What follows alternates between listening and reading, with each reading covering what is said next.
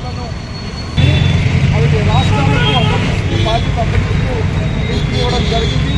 చాలా సంతోషకరమైన అది ఒక శుభవార్తని నేను ఆనందిస్తున్నాను. ఎందుకంటే బీసీలలో బీసీ రిజర్వేషన్లను ఏ విధంగా ఏబిసిడీలుగా వర్గీకరించి అన్ని కులాలకు బీసీలలో ఉన్నటువంటి అన్ని కులాలకు వర్తింపజేశారో అలాగే ఎస్సీలో ఉన్నటువంటి రిజర్వేషన్లను ఎస్సీ వాళ్ళకి షెడ్యూల్ క్యాస్ట్లో ఉన్నటువంటి 59 కులాలకు ఆ యొక్క రిజర్వేషన్ ఫలితాలు అందాలని.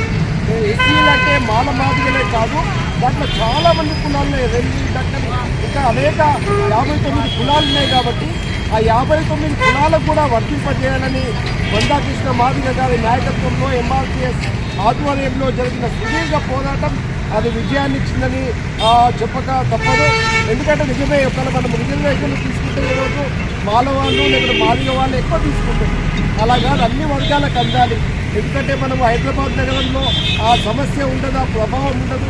గ్రామీణ ప్రాంతాల్లో రిజర్వేషన్ ఫలాలు అందక ఇంకా చాలామందికి విద్య ఉద్యోగ రంగాల్లో వెనుకబాటుతనం ఉంది.